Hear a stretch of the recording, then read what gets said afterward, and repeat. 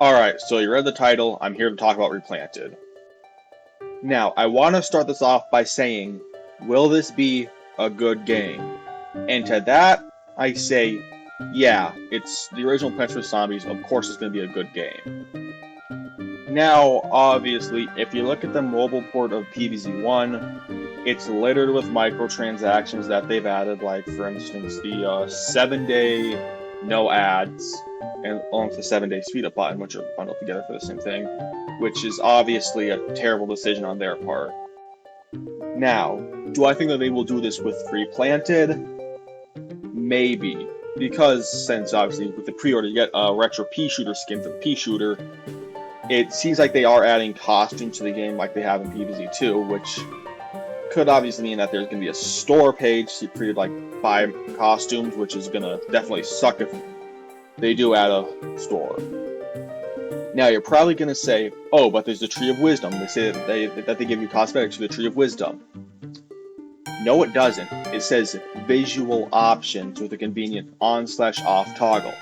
For me, that seems like screen filters, not costumes.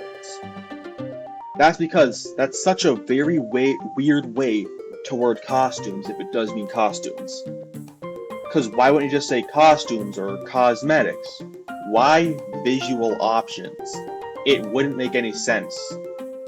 That for me is probably the most worrying sign, and that's why I'm personally just not going to pre-order the game. I'm going to wait for it to come out to see if it is littered with microtransactions. Now, another thing that I want to mention is the storage space capacity. Because on the Steam page for Replanted, it says you need 4 gigabytes of available storage space. But for Game of the Year edition of Plants vs. Zombies on the Steam store page, it says you need 65 plus megabits available for storage. That is pretty much 61 times the storage space. 61 times. I don't know what they're adding that could possibly add that much storage space. And I don't think it's a lot of side content, because lately, games have just been terrible at like compressing their stuff. I do also want to say, too, that this doesn't seem like a soulless cash grab, because that trailer definitely had a lot of effort put into it. So it doesn't seem like this is a soulless cash grab. This is something that they're actually like putting effort into, which is, personally, in my opinion, like a good sign. Twilight Chomper Enthusiast made an entire video going over like the stuff that's in the trailer and all the little secrets in it, so I'm personally not going to be covering that. I'll link his video in the description if you are interested in like that coverage of the trailer. The biggest thing that this game does seem like to me is that they are desperate for money, but this isn't like a soulless cash grab if that does make sense. Basically, I think that they are running out of money to make PvZ3 with, because obviously they haven't really like released the game in like 5 years since like Battle for Neighborville. I mean, you look at all the stuff that they've been doing to like the mobile port of PvZ1, and yeah, it does seem like they are desperate for money. Because you see the ad lawnmowers, the paid turbo button, along with like the 7-day no ad thingy, which is really stupid.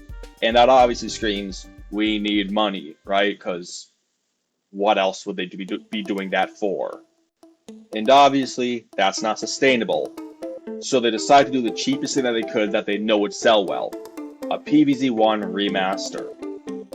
And I don't really blame them for this. It's obvious that they were going to run out of money sooner or later if they didn't release something, so they obviously, released the easiest thing they could. Now, the actual additions they are adding to the game, I do like.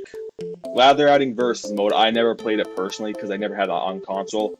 I actually only had it on mobile until recently when I bought the Game of the Year edition, which I am playing in the background right now. The RIP mode, Rest in Peace mode, does look interesting, but the game is pretty easy, so I don't really see that being much of a challenge unless it is like a scaled-up difficulty version of the base game. Sorry about that, my mic cut out there. But what I was saying is that is a scaled-up difficulty of a base game. Cloudy Day mode is also that challenge version where there's less sun, so yeah, interesting. The bonus levels, I don't know how many they're adding. It is nice though getting bonus levels, and the mini games They might be adding the minigames from the other versions of the game. I'm not sure, though. I don't remember them ever saying something about that they would do. Now, I do want to touch on the subject of versus being like local only. I don't think that they're going to stick with that. I have a feeling that they're going to eventually change that, because like it is going to be on PC, so I have no idea how like local co-op on PC would work. So it does definitely seem like they are going to change that, at least in my opinion. Now, there is one little thing that I do also want to touch on as well, and that's the possibility of like something like Steam Workshop support. Honestly, I do think that there is a chance for that, as it's a, PvZ 1 is a very simple game, so I personally don't see any downside to them adding Steam Workshop support. It just, personally, maybe I'm just huffing hopium, but I do hope that they add that, if they do. Alright, so in conclusion, the game itself looks good, but I personally am just very, very, very worried about the possibility of there being a massive amount of microtransactions, given the way that they've been treating the mobile port of PvZ 1. So, anyways, that's it. Like and subscribe or something, and share this or something, I guess. So, bye.